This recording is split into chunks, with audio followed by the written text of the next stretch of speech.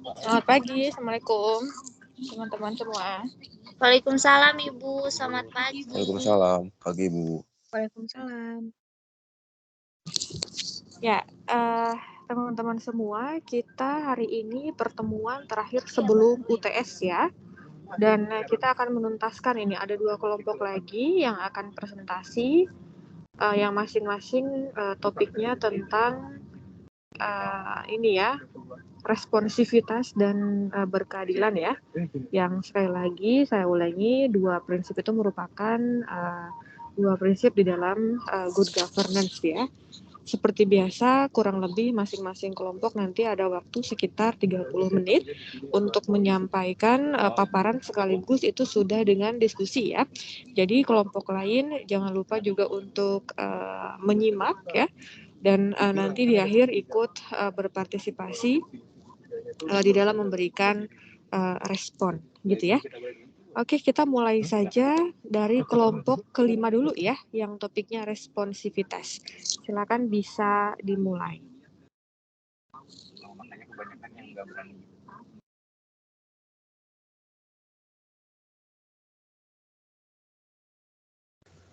Izin share screen ya, Bu.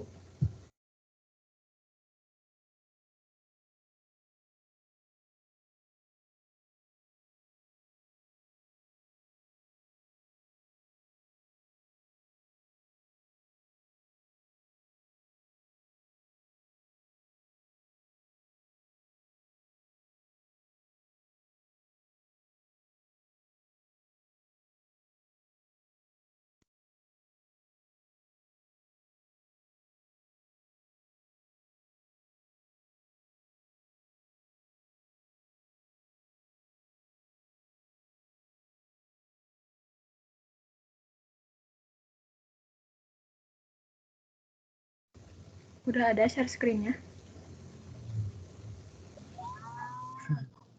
Sudah.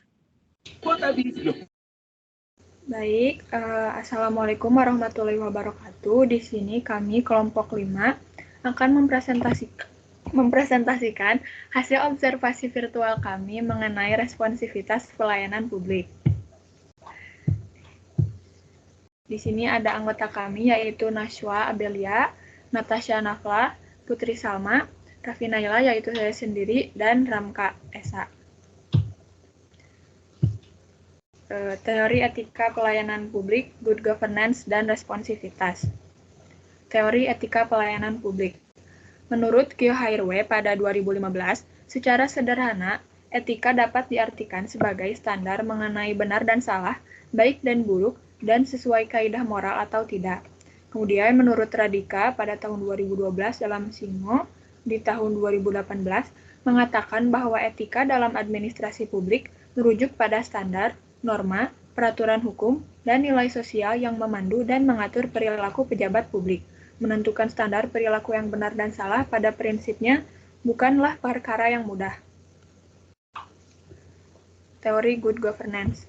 Menurut Saji Jono pada tahun 2007, good governance adalah kegiatan suatu lembaga pemerintah yang dijalankan berdasarkan kepentingan rakyat dan norma yang berlaku untuk mewujudkan cita-cita negara.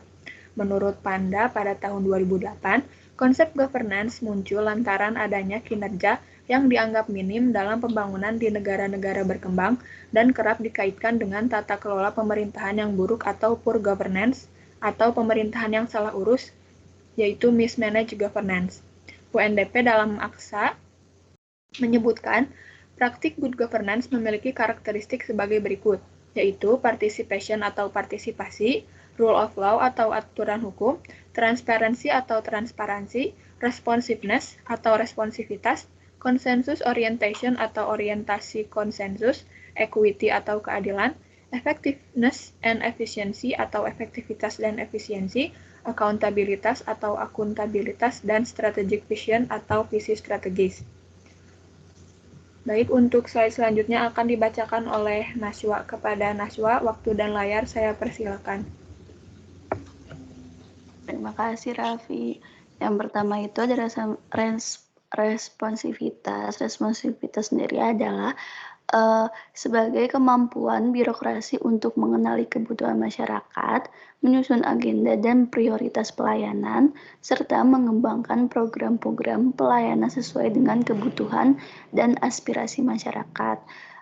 Menurut Widodo sendiri, birokrasi publik yang baik adalah jika mereka dinilai mempunyai responsivitas, daya tanggap yang tinggi terhadap apa yang menjadi permasalahan, kebutuhan, keluhan, dan aspirasi masyarakat yang diwakilinya. Responsivitas yang rendah ditunjukkan karena adanya ketidakselarasan antara pelayanan yang ada dan kebutuhan masyarakat.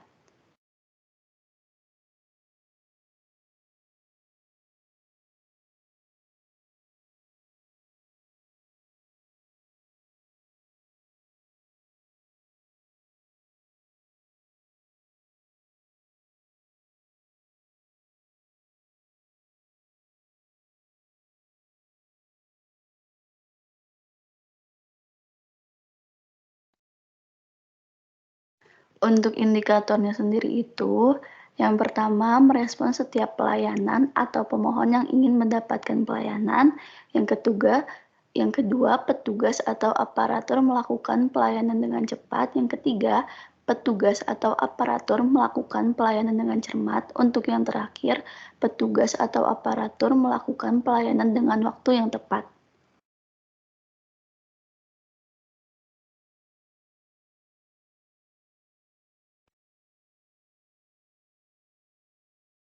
Selanjutnya, ada pentingnya responsivitas dalam etika pelayanan publik. Yang pertama, sebagai bukti kemampuan organisasi publik untuk mengenali kebutuhan masyarakat. Responsivitas pelayanan publik sangat diperlukan karena merupakan bukti kemampuan organisasi publik untuk menyediakan apa yang menjadi tuntunan seluruh rakyat di suatu negara.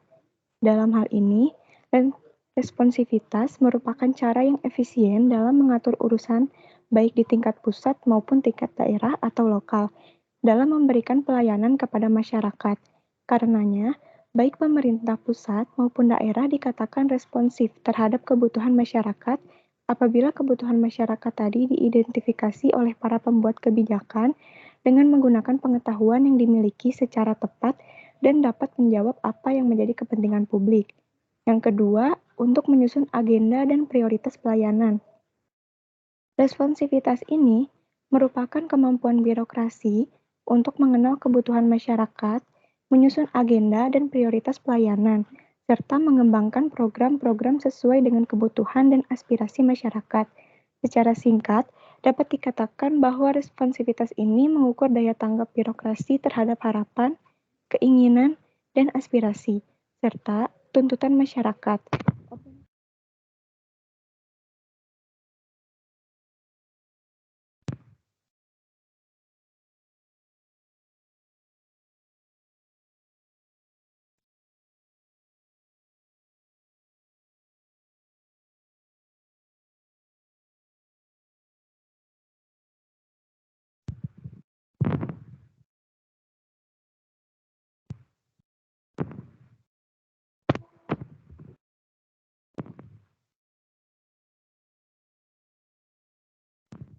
Selanjutnya adalah permasalahan atau kasus tentang responsivitas dalam pelayanan publik.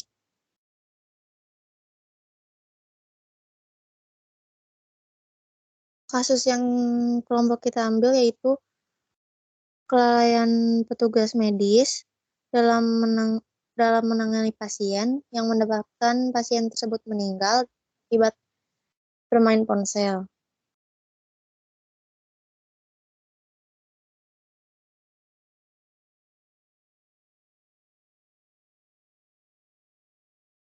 Penjelasan dari kasus tersebut, yang pertama, pada tahun 2021, petugas medis di Rumah Sakit Bunda Mulia, Kisaran Sumatera Utara, telah lalai atau terlambat dalam menangani pasien bersalin hingga pasien tersebut harus kehilangan nyawanya beserta bayinya.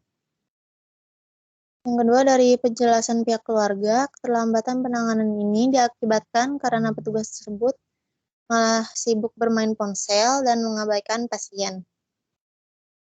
Hal ini menandakan bahwa responsivitas petugas medis di rumah sakit tersebut masih rendah sehingga dapat disimpulkan bahwa rumah sakit ini masih belum dapat menerapkan prinsip good governance yang baik.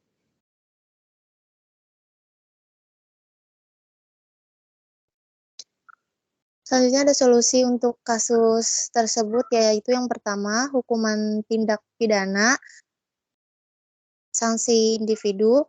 Yang kedua, pertegas SOP, etika profesi, dan standar pelayanan kesehatan. Yang ketiga, pencabutan surat izin praktek atau pemberhentian, itu sanksi individu yang ditegas kepada pihak rumah sakit.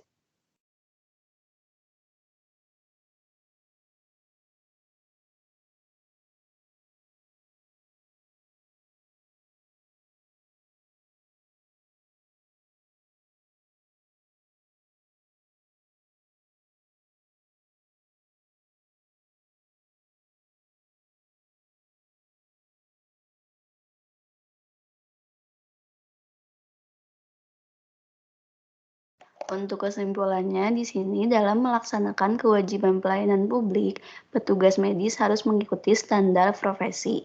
Jika dalam melaksanakan kewajibannya, petugas medis melakukan kesalahan, maka ia dapat diminta pertanggungjawabannya. Pasien sebagai pihak yang dirugikan dapat mengajukan pertanggungjawaban petugas medis melalui gugat berdasarkan wan prestasi. Wan prestasi adalah bentuk tanggung jawab perdata yang digunakan oleh pasien dalam melakukan gugatan pelayanan kesehatan. Namun, karena cakupan gugatan berdasarkan perbuatan melawan hukum lebih luas daripada wan prestasi, maka gugatan berdasarkan perbuatan melawan hukum lebih sering digunakan oleh pasien. Selain itu, pembuktian dalam gugatan berdasarkan wan prestasi lebih sulit dibandingkan daripada perbuatan melawan hukum. Oleh karena itu, dalam melaksanakan profesinya, seorang petugas medis harus memenuhi ketentuan standar profesi, standar prosedur operasional, dan kode etik.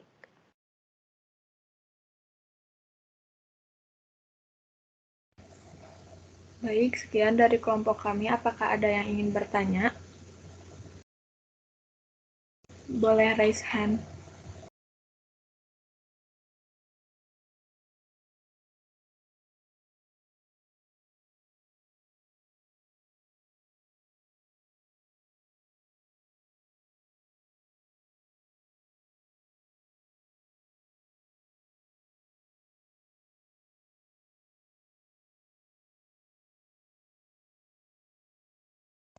Baik, boleh untuk Salsabila. Izin bertanya, mengapa di Indonesia masih kurang responsif dalam pelayanan publik dan apa saja tantangan responsivitas pelayanan publiknya? Terima kasih.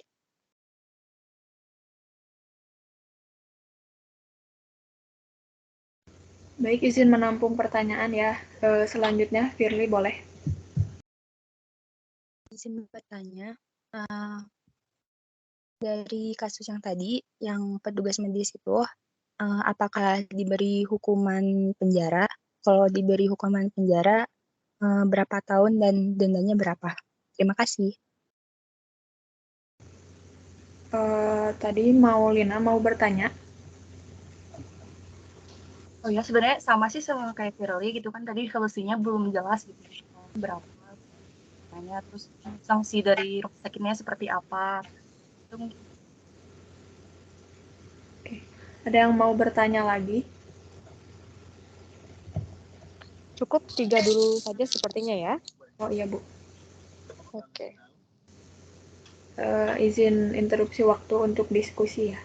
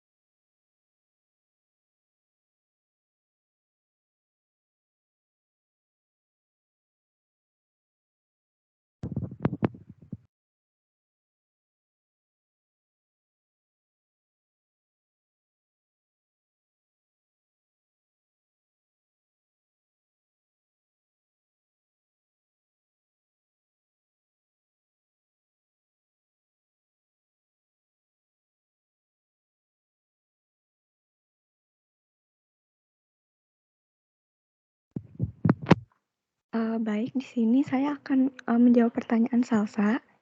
Jadi, kurangnya responsivitas dalam pelayanan publik itu bersumber dari oknum-oknum lapangannya sendiri.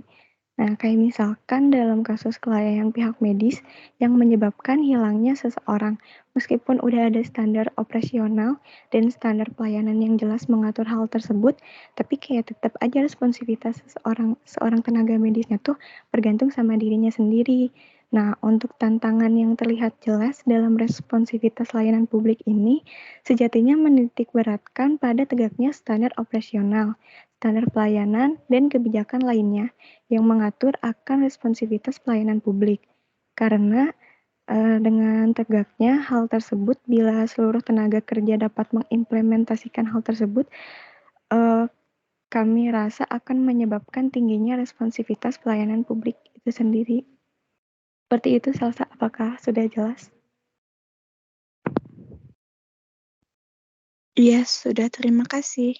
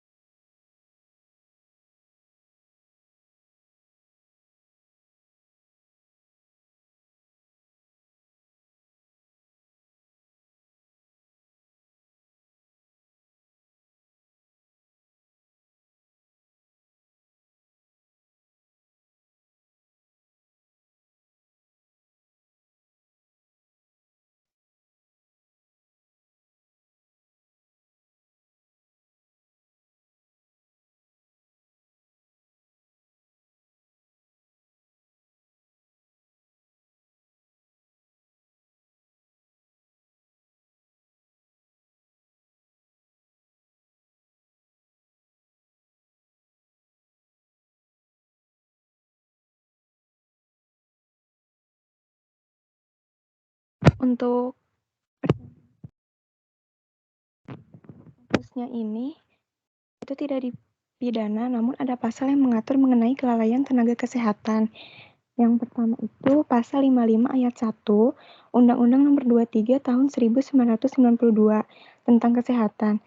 Setiap orang berhak atas ganti rugi akibat kesalahan atau kelalaian yang dilakukan tenaga kesehatan.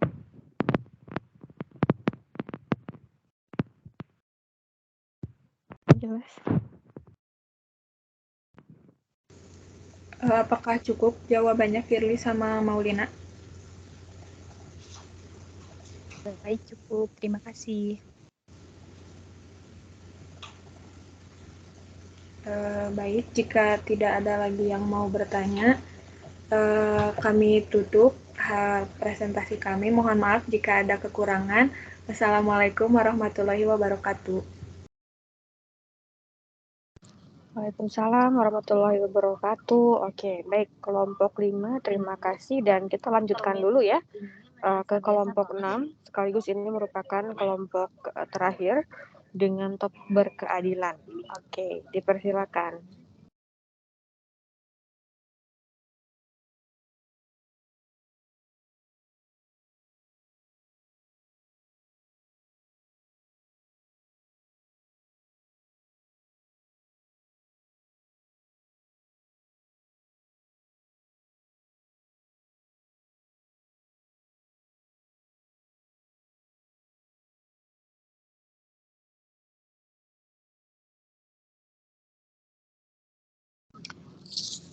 Ada kelompok 6, ada siapa saja kelompok 6-nya?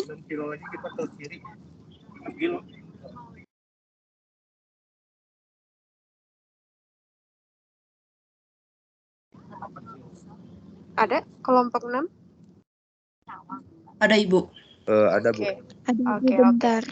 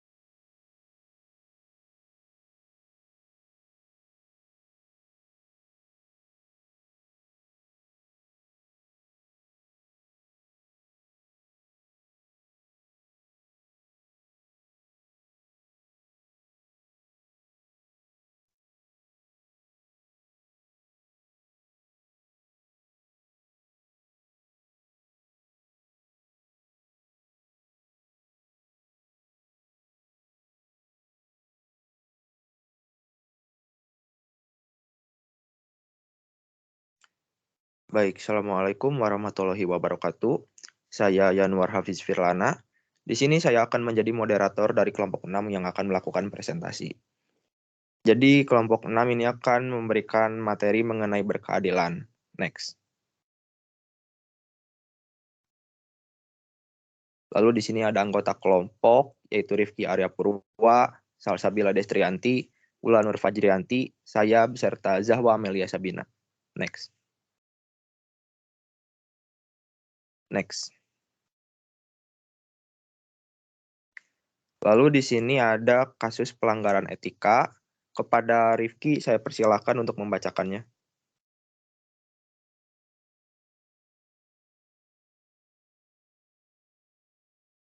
Baik, terima kasih kepada Yanuar telah memberi kesempatan saya untuk membaca kasus pelanggaran etika. Untuk ini saya akan membacakan kasus pelanggaran etika. Kaum difabel merupakan kalangan minoritas dimanapun mereka berada. Setiap negara memiliki permasalahan tersendiri terkait keberadaan kaum difabel. Banyak kemudian aturan yang dibuat oleh pemerintah negara dalam mengatasi permasalahan kaum difabel yang termarginalkan dan terpuruk karena kurang mendapatkan aksesibilitas serta perhatian khusus secara khusus dari segala aspek. Kemudian muncul tuntutan-tuntutan serta seruan rakyat terkhusus mereka para difabel yang berkeinginan untuk penyamaratakan hak-hak kaum difabel sebagai bagian dari masyarakat umum yang hidup bersandingan dengan manusia yang terlahir normal dan pada umumnya. Mereka menuntut untuk diperlakukan sama dengan masyarakat yang lainnya yang bukan penyandang difabel atau normal. Mereka ingin hak untuk bisa mendapatkan pekerjaan di setiap sektor, terutama pada sektor pemerintahan.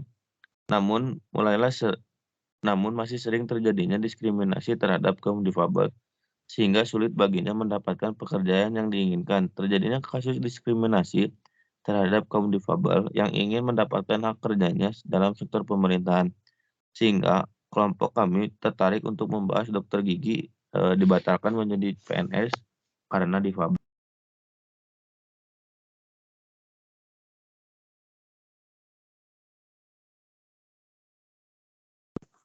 Kemudian di sini ada landasan teori 1 dan 2 yang akan dibacakan oleh Wulan.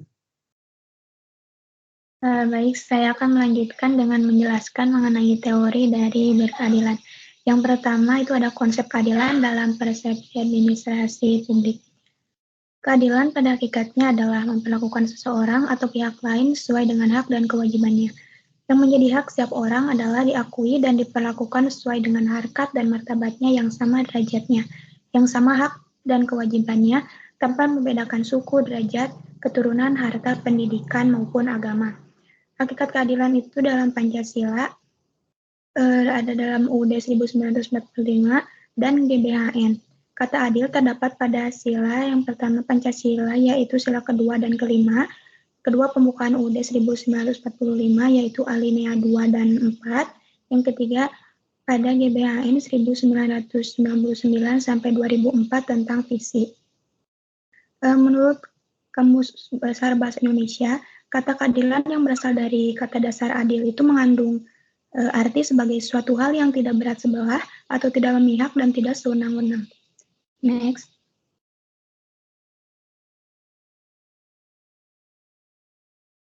Ini ada keadilan menurut para ahli. Yang pertama, keadilan menurut Aristoteles. Aristoteles menyatakan bahwa keadilan berbeda dengan persamarataan. Keadilan bukan berarti tiap orang memperoleh bagian yang sama. Aristoteles mengemukakan ada 5 jenis keadilan. Yang pertama, keadilan komutatif, yakni perlakuan terhadap seseorang yang tidak melihat jasa-jasa yang telah diberikannya. Kedua, keadilan distributif, yakni perlakuan terhadap seseorang sesuai dengan jasa yang diberikannya. Yang ketiga, keadilan kodrat alam, yakni perbuatan yang memberi sesuatu pada seseorang sesuai dengan yang diberikan orang lain kepada kita. Yang keempat, keadilan konvensional, yakni perbuatan apabila seorang warga negara telah menaati peraturan perundang-undangan yang telah dikeluarkan. Yang kelima, keadilan perbaikan, yakni perbuatan apabila seorang telah memulihkan nama baik orang lain yang tercemar. Yang kedua itu ada keadilan menurut Plato. Menurut Plato yang menyatakan bahwa keadilan itu di luar kemampuan manusia biasa, di mana keadilan hanya didapat dalam hukum dan perundang-undangan yang dibuat oleh para ahli yang khususnya memikirkan hal itu. Plato menyebutkan ada dua teori keadilan. Yang pertama itu keadilan moral, yakni suatu perbuatan dapat dikatakan adil secara moral dan apabila telah mampu memberikan perlakuan yang seimbang atau selaras antara hak dan kewajiban. Yang kedua itu ada keadilan prosedural, yakni suatu perbuatan dikatakan adil secara prosedural jika seorang telah mampu melaksanakan perbuatan adil berdasarkan tata cara yang telah ditetapkan. Dikembalikan kepada moderator.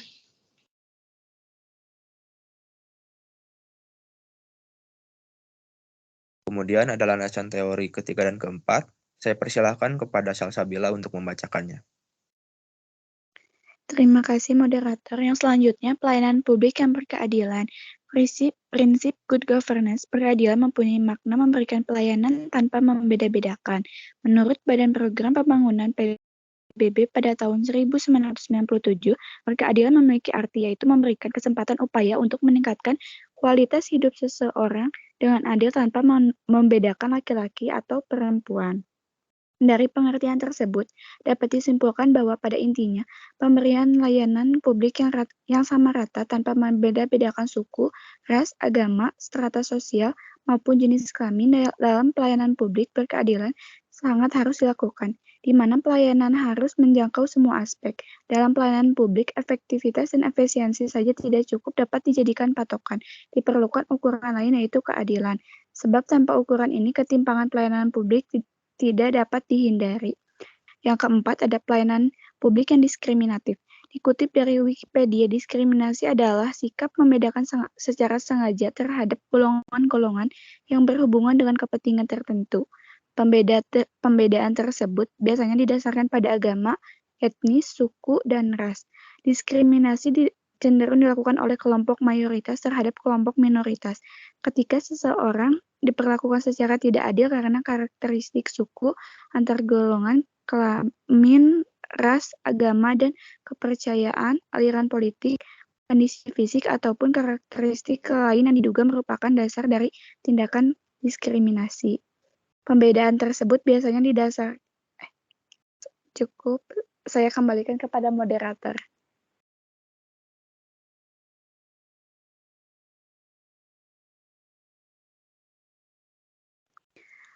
Macam-macam bentuk diskriminatif. Yang pertama itu ada rasisme. Rasisme adalah suatu aspek pembeda secara rasial pada suatu budaya yang diterima oleh banyak orang dan mendorong kompetisi, perbedaan kekuasaan, dan perlakuan yang tidak semestinya terhadap anggota sekelompok lain.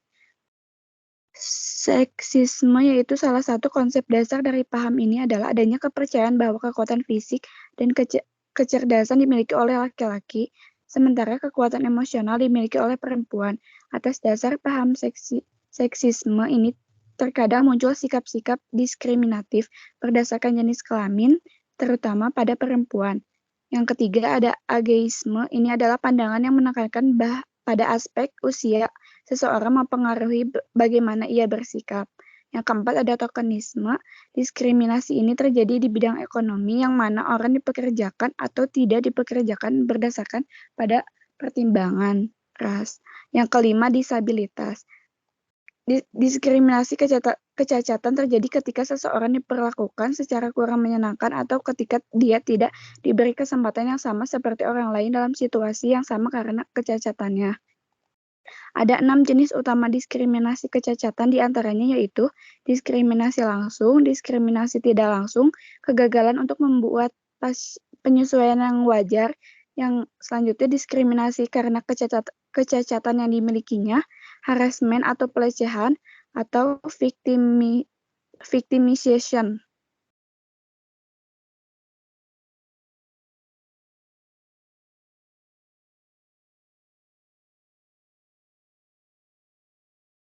Saya kembalikan kepada moderator. Baik, lalu di sini ada keterkaitan kasus yang akan dibacakan oleh Jawa.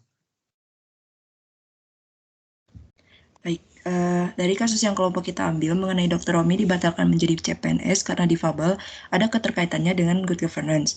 Untuk itu, kelompok kami mengambil kasus ini karena berkaitan dengan prinsip good governance, yaitu berkeadilan, yang mempunyai makna memberikan pelayanan tanpa membeda-bedakan.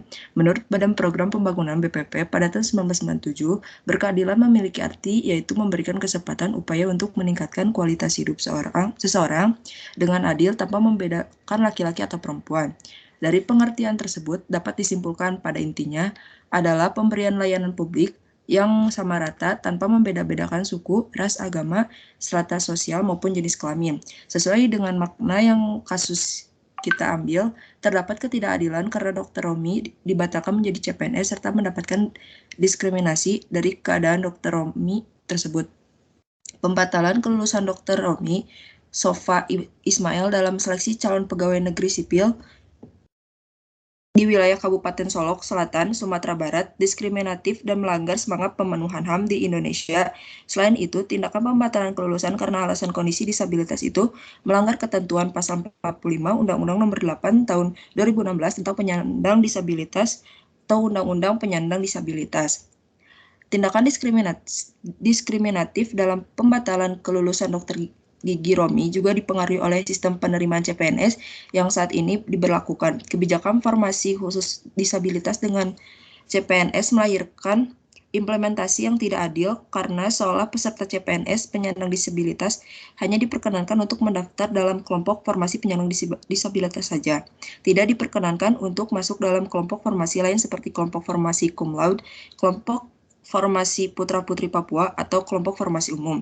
Padahal seharusnya pemenuhan HAM penyandang disabilitas dalam proses CPNS adalah dalam hal penyediaan aksesibilitas dan akomodasi yang layak bagi peserta CPNS penyandang disabilitas dalam melaksanakan rangkaian seleksi yang sudah ditetapkan. Selain itu, tidak jarang penentuan formasi justru merugikan penyandang disabilitas. Tindakan pembatalan kelulusan Dr. Gigi Romi juga kontraproduktif dalam upaya pemenuhan kewajiban pemerintah daerah untuk mempekerjakan penyandang disabilitas sebanyak 2% dari kelulusan PNS di wilayahnya, sesuai dengan pasal 53 ayat 1 Undang-Undang Penyandang Disabilitas. Pembatalan akan mengurangi jumlah penyandang disabilitas yang memiliki potensi dan kapasitas untuk bekerja sebagai PNS. Dari kasus ini, kita bisa lihat bahwa good governance di Indonesia belum berjalan sepenuhnya.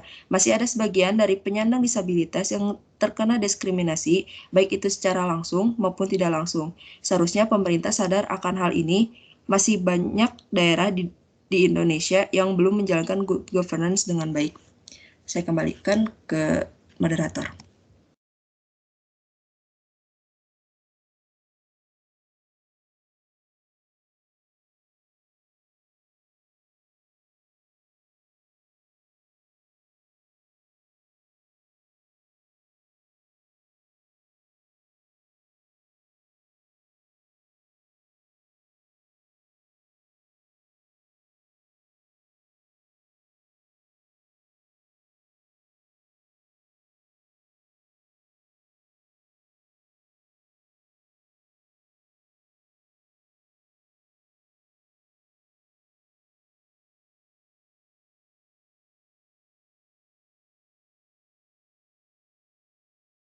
Sebentar Bu, ini share screen-nya mengalami kendala.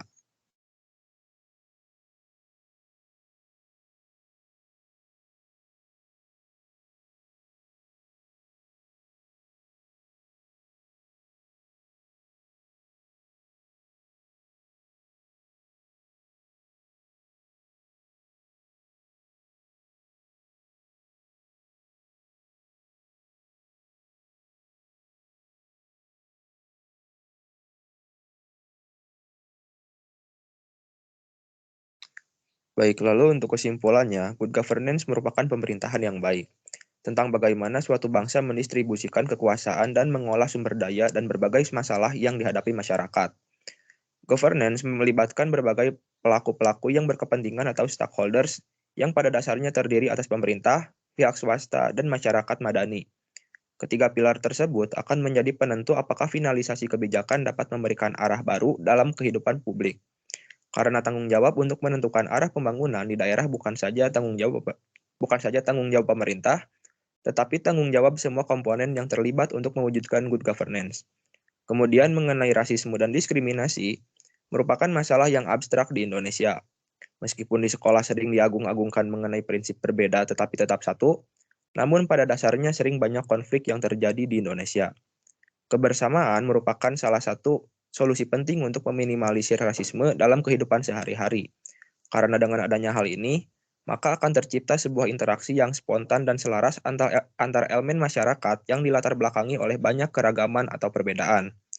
Pada hakikatnya, perbedaan sebaiknya dipandang sebagai bagian dari satu kesatuan yang penting, sehingga rasa toleransi, persatuan, dan menghormati perbedaan akan tercipta secara baik. Next. Lalu untuk sarannya, negara kita ini merupakan negara Pancasilais, di mana dalam sila ketiga disebutkan bahwa persatuan Indonesia dan diperkuat oleh semboyan negara kita Bhinneka Tunggal Ika yang bermakna kita harus bersatu dalam perbedaan. Indonesia ini negara dengan budaya yang melimpah dan agama yang beragam. Oleh karena itu, sebaiknya kita menghargai perbedaan tersebut dan hidup rukun serta saling menguatkan dalam hal tersebut.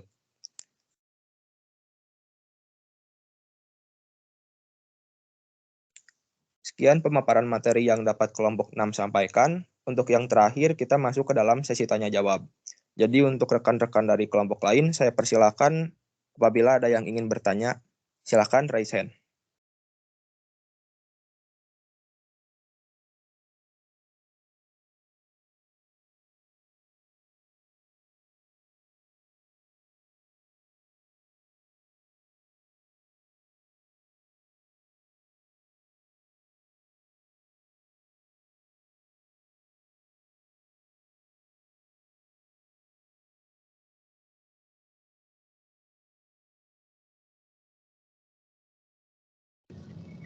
Sepertinya sudah ada yang raise hand.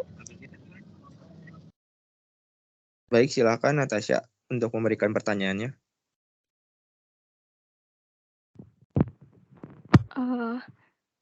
Bagaimana kelanjutan kasus tersebut? Apakah keadilan didapat oleh yang bersangkutan? Terus atas dasar apa pembatalan pengangkatan PNS tersebut? Apa hanya karena yang bersangkutan penyandang disabilitas? Terima kasih. Baik, terima kasih. Izin kami tampung terlebih dahulu. Kemudian Firly, silakan untuk pertanyaannya. Izin bertanya, menurut kelompok kalian, cara menangani apa sih kasus diskriminasi itu tuh bagaimana gitu? Cara menghilangkannya gitu? Bagaimana? Menghilangkan dari negara Indonesia itu bagaimana? Terima kasih. Baik, terima kasih. Satu pertanyaan lagi, apakah ada yang ingin bertanya?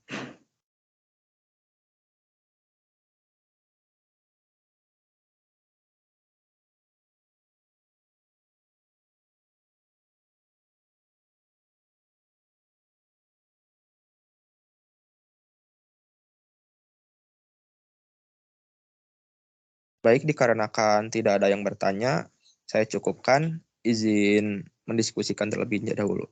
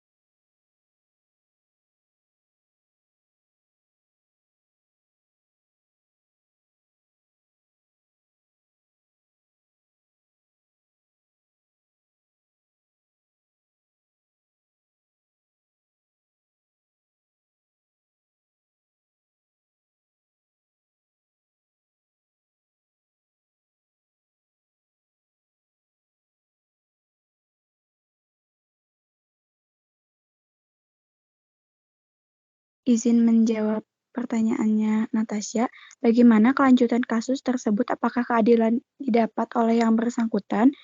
Atas dasar apa pembatalan pengangkatan PNS tersebut? Apa hanya karena yang bersangkutan penyandang disabilitas? Jawabannya, Lanjutan kasus ini mendapatkan keadilan karena menurut Deputi 5 Kantor Staf Presiden Jalaswari Pramodawardhani sudah sepakat Dr. Romi bisa menjadi CPNS, maka dari itu hak Dr. Romi sudah kembali.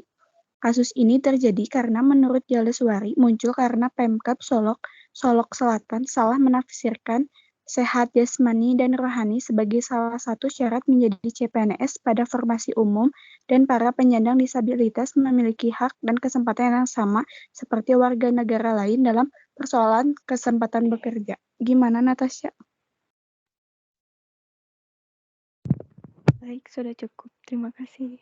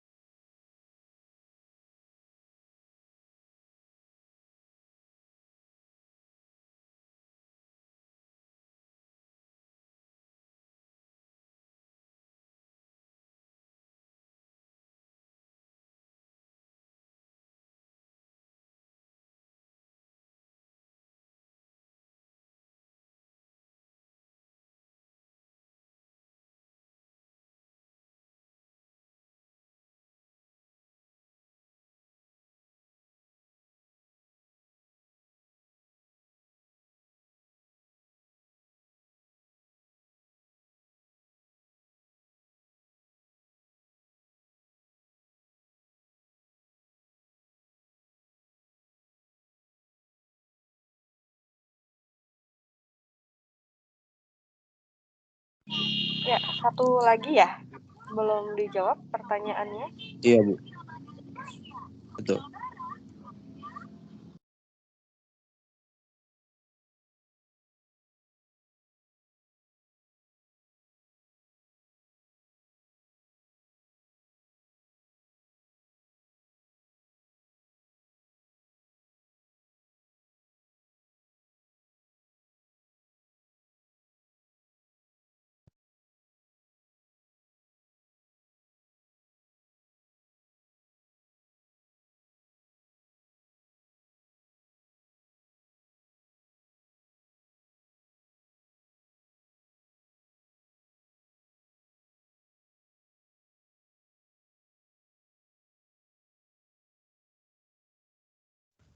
Baik, di sini saya akan menjawab pertanyaan yang Firly, bagaimana cara mengatasi diskriminasi itu.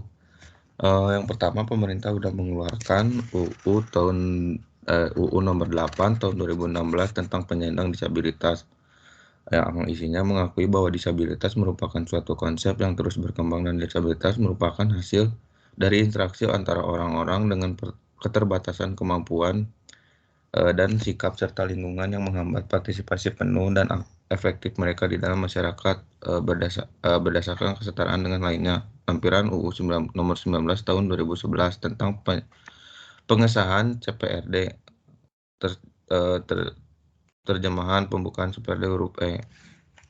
Dapat kita pahami juga dari paradigma yang berubah karena dulu menggunakan istilah penyandang cacat, kemungkinan penggunaan istilah tersebut. yang itu pokoknya pemerintah tuh udah ngeluarin UU nomor 18 tahun 2016 tentang penyandang disabilitas. Isinya tuh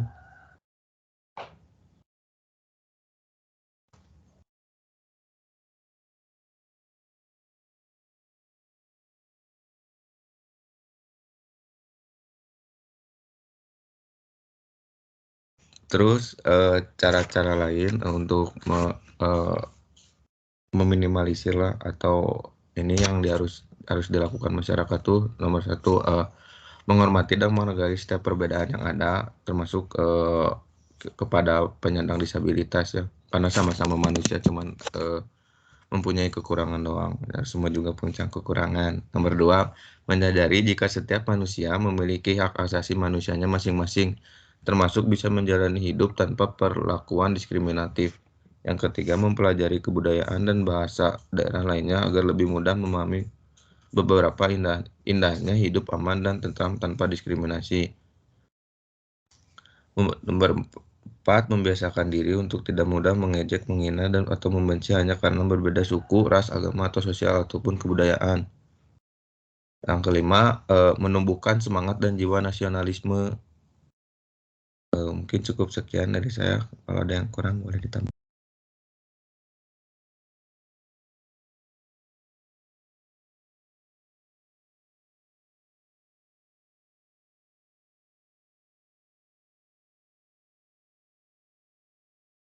Bu, seluruh pertanyaan telah kelompok kami jawab semuanya. Apakah dicukupkan saja, Bu? Oke, dicukupkan saja ya. Silakan ditutup. Baik, sekian presentasi dari kelompok 6. Saya ucapkan terima kasih kepada semua yang telah menyimak selama presentasi berlangsung. Mohon maaf apabila ada kekurangan data dan kesalahan informasi. Saya izin menutup presentasi ini. Wassalamualaikum warahmatullahi wabarakatuh. Waalaikumsalam warahmatullahi wabarakatuh. Ya, teman-teman semua, kita sudah menuntaskan ya seluruh presentasi selama 3 minggu pertemuan ini, dan sekali lagi mudah-mudahan ya dari aktivitas ini kita bisa mendapatkan gambaran mengenai kasus nyata ya, praktik-praktik di mana masih banyak pelanggaran ya, terutama pelanggaran terhadap prinsip-prinsip good governance ya, yang tentu ini memiliki keterkaitan dengan nilai-nilai etika ya yang telah kita pelajari gitu. Dan saya langsung saja memberikan review secara umum ya teman-teman semua, sekaligus merupakan review terakhir gitu ya untuk menuju UTS teman-teman ya. Baik, dari awal ya kita telah mempelajari ya tentang konsep etika secara mendasar ya, dan sekali lagi semoga hal tersebut menjadi landasan pengetahuan teman-teman ya ketika menilai gitu apakah sebuah perbuatan, apakah sebuah perilaku itu masuk ke dalam kategori ya perilaku beretika atau tidak gitu. Terlebih lagi kita tahu bahwa birokrasi ini mengalami sebuah tantangan yang cukup besar gitu ya, apalagi terkait dengan perilaku para birokrat atau para pejabatnya yang selama setengah semester ini kan ini menjadi concern kita ya, menjadi pembelajaran kita mengamati banyak hal perilaku yang diperlihatkan ya oleh sekali lagi para birokrat atau para pejabatnya, dan memang banyak persoalan gitu ya di dalam perilaku tersebut, yang itu terbukti ya dari 6 kasus yang telah yang telah diobservasi ya oleh 6 kelompok. Di situ dapat terlihat berbagai permasalahan yang terjadi dan bahkan sampai saat ini masih bisa kita temukan ya. Nah, dengan mempelajari berbagai pola perilaku ya, pola pikir dan tindak tanduk tadi ya para birokrat dan para pejabatnya itu, mudah-mudahan dari sini sekali lagi kita bisa mendapatkan pembelajaran ya, nilai-nilai etika seperti apa yang harus dilakukan, serta bagaimana prinsip-prinsip di dalam good governance ini kemudian dapat dijalankan. Ya, itu merupakan pedoman dasarnya yang perlu kita pegang teguh, dan tentu upaya kita ya untuk memahami berbagai prinsip dalam good governance ini menjadi bekal pengetahuan sekaligus ini sebagai upaya ya agar nilai-nilai ini bisa terinternalisasi di dalam diri kita, dan mudah-mudahan juga gitu ya ke depan apapun ya teman-teman nanti misalnya dimanapun tempat berkarirnya ini dapat teraktualisasikan di dalam perbuatan dan perilaku kita semua ya. Sekali lagi saya ucapkan terima kasih ya dan apresiasi yang tinggi kepada teman-teman semua karena telah cukup baik ya dalam melakukan observasi virtual mengenai kasus-kasus yang terkait dengan pelanggaran nilai-nilai etika, khususnya yang terkait dengan good governance ini ya. Dan mungkin saya pernah sampaikan ya kepada teman-teman semua bahwa laporan yang sudah teman-teman kerjakan itu nanti akan menjadi UTS teman-teman gitu ya. Maka dari itu waktu kemarin saya cek ya, ternyata saya belum bisa menemukan laporan yang sudah dikirimkan oleh teman-teman. Jadi sepertinya teman-teman belum mengumpulkan ya. Sudah atau belum sebelumnya di minggu ke-5? Sudah pernah mengumpulkan laporan belum? Belum Ibu, baru kemarin. Oke, ternyata saya lupa menagih mungkin ya. Jadi ketika kemarin saya memang sengaja gitu ya ingin ngecek, ingin meriksa. Terus ternyata saya belum bisa menemukan gitu ya. Nah, jadi bagi kelompok yang belum menguploadkan di pertemuan ke-7 silakan diupload, dan bagi kelompok yang sudah mengupload saya sudah memberikan feedback ya untuk perbaikan-perbaikan. Nah, silakan untuk diperbaiki. Jadi nanti untuk pelaksanaan UTS silakan mengumpulkan hasil perbaikannya ya, hasil revisi. Kemudian kalau untuk tugasnya tinggal mengumpulkan PowerPoint saja di Teams ya. Jadi saya rencananya ini tolong disimak dengan baik ya teman-teman semua. Untuk tugas UTS nanti seluruh mahasiswa ya, baik yang nanti mengikuti UTS secara luring ataupun daring, itu menguploadkannya di Teams ya. Jadi secara daring semuanya. Tetapi kalau UTS mekanismenya mengikuti tergantung teman-teman nanti akan mengikutinya secara online atau offline ya.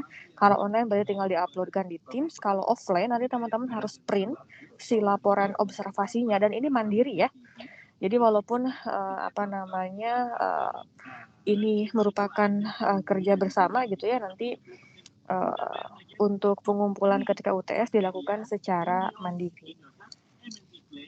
Oke, ada yang ingin ditanyakan dulu tidak ini mengenai mekanisme UTS yang akan ini minggu depan ya pelaksanaannya?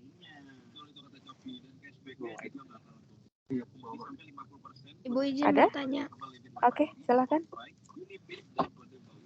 Ibu kan itu tadi kumpulin secara mandiri. Nah, identitas di covernya itu tetap kelompoknya atau masing-masing, Bu? Oke, nanti identitas di cover mandiri saja ya. Tapi saya sudah punya catatan ya, anggota kelompoknya siapa saja gitu ya. Jadi tidak begitu bermasalah untuk pencantuman nama, silakan untuk mencantumkan nama sendiri saja. Kasih, Bu.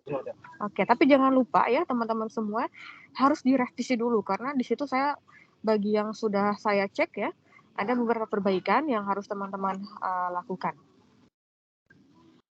Gitu ya. Baik, Bu. Ada lagi?